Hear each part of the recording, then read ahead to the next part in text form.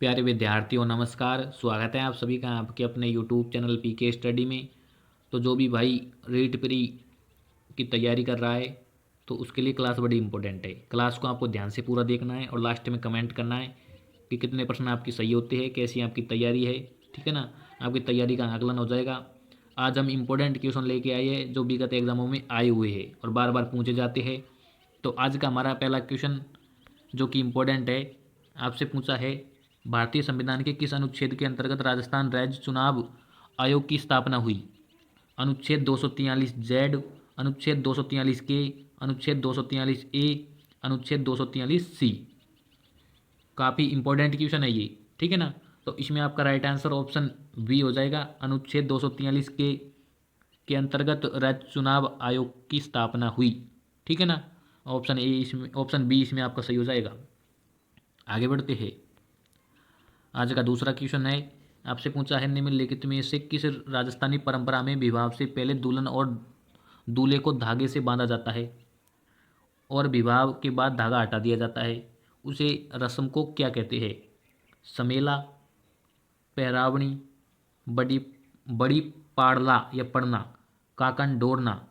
तो इसमें आपका राइट आंसर होगा ऑप्शन डी, काकन डोरना। ऑप्शन डी इसमें आपका राइट हो जाएगा। ठीक है ना, आपको कमेंट में बताना है कि यह प्रश्न आपका सही हुआ था या गलत। आगे बढ़ते हैं। अगला है, सालिम सिंह की हवेली और नथमल की हवेली में स्थित है, कौन से ज़िले में स्थित है। बाड़मेर में, बीकानेर में, चित्तौड़गढ़ में या फिर जैसलमेर में।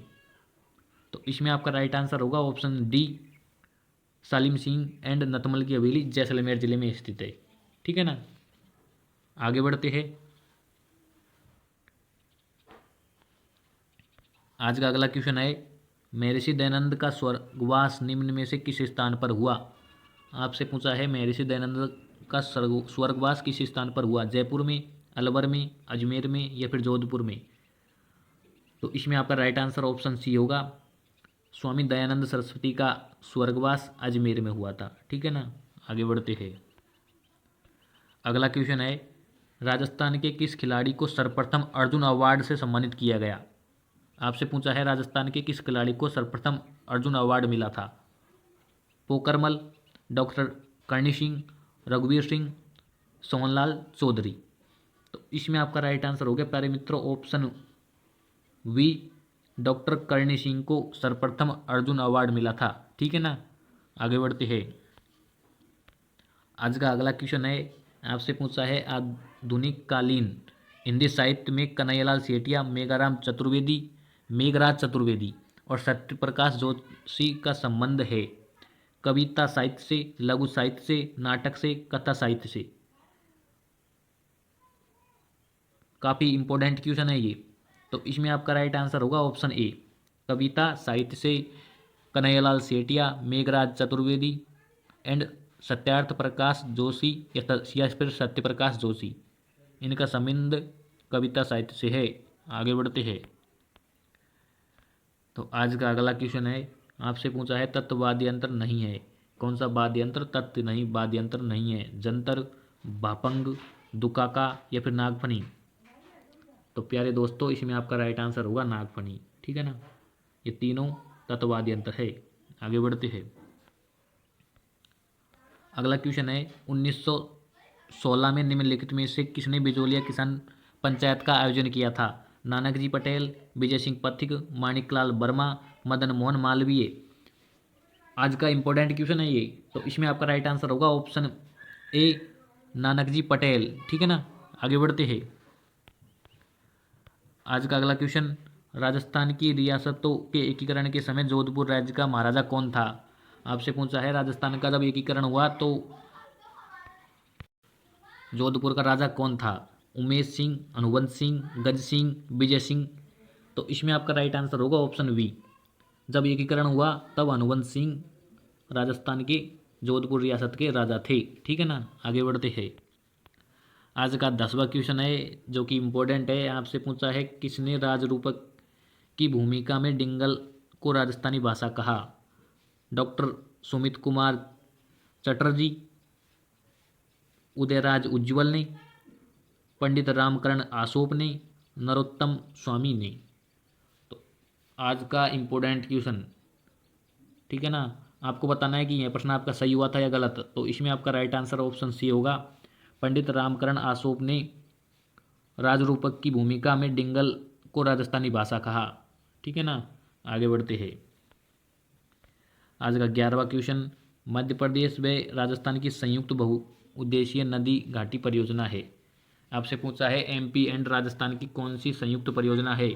भाखड़ा नागल, चंबल, ब्यास या फिर माही। तो इसमें आपका राइट आंसर ऑप्शन बी होगा। एमपी एंड राजस्थान की संयुक्त बहुउद्देशीय परियोजना चंबल घाटी परियोजना है, ठीक है ना। ऑप्शन बी इसमें आपका राइट हो जाएगा। आगे बढ़ते हैं। अगला है, आपसे पूछा है कर्क रेखा राजस्थान में निम्नलिखित में से किन जिलों में होकर गुजरती है। यह प्रश्न अब तक यहाँ कितनी बार पूछा गया है।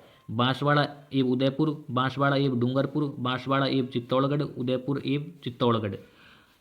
तो इसमें आपका राइट आंसर होगा ऑप्शन वी, बांसवाड़ा एवं डूंगरपुर जिले में कर्क रेखा गुजरती है, ठीक है ना। आगे चलती है। अगला क्वेश्चन है, आपसे पूछा है निम्नलिखित में से राजस्थान में कौन कौन से महत्वपूर्ण खनिज आधारित उद्योग है। जस्ता गलन उद्योग, सीमेंट उद्योग, इलेक्ट्रॉनिक्स उद्योग, संगमरमर उद्योग। तो इसमें आपका राइट आंसर होगा ऑप्शन सी, जस्ता गलन उद्योग, सीमेंट उद्योग, संगमरमर उद्योग, ठीक है ना। ये तीनों इलेक्ट्रॉनिक्स उद्योग आप राजस्थान का महत्वपूर्ण उद्योग नहीं है, ठीक है ना। तो ऑप्शन सी इसमें आपका राइट हो जाएगा। आगे बढ़ते हैं। आज का इम्पोर्टेंट क्वेश्चन आपसे पूछा है गलत युग्म को पहचान करनी है आपको। कौन सा गलत कथन है, यह गलत युग्म है। सिरोही अचलगढ़ चोटी, अजमेर तारागढ़ चोटी, जयपुर खो चोटी, सीकर गुरु सीकर चोटी। तो इसमें आपका राइट आंसर ऑप्शन डी, गुरु सीकर, जो कि सिरोही में स्थित है। गुरु सीकर की ऊंचाई 1722 किलोमीटर है, ठीक है ना। आगे बढ़ते हैं। अगला क्वेश्चन, जायद के मौसम में उगाई जाने वाली फसल है। आपसे पूछा है जायद के मौसम में कौन सी फसल उगाई जाती है। मक्का, पटसन, सोयाबीन, तरबूज। तो इसमें आपका राइट आंसर ऑप्शन डी तरबूज हो जाएगा, ठीक है ना। ऑप्शन डी इसमें आपका राइट हो जाएगा। आगे बढ़ते हैं। आज का इंपॉर्टेंट क्वेश्चन आपसे पूछा है क्षेत्रफल की दृष्टि से राजस्थान का सबसे बड़ा कृषि जलवायु खंड कौन सा है। आर्द्र दक्षिणी मैदानी खंड, शुष्क पश्चिमी मैदानी खंड, बाढ़ संभाव्य पूर्वी मैदानी खंड, सिंचित उत्तर पश्चिमी मैदानी खंड। तो इसमें आपका राइट आंसर होगा ऑप्शन बी, शुष्क पश्चिमी मैदानी खंड राजस्थान का सबसे बड़ा कृषि खंड है, ठीक है ना। आगे बढ़ते हैं।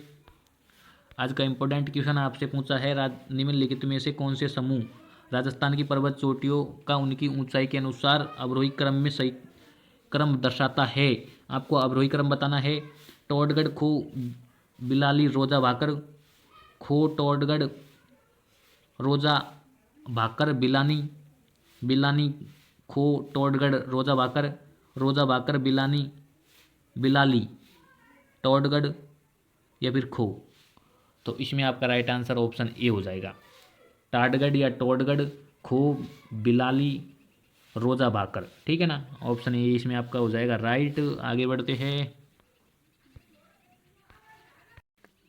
आपसे पूछा है गोपाल योजना में सामुदायिक स्वावलंबन की भावना है।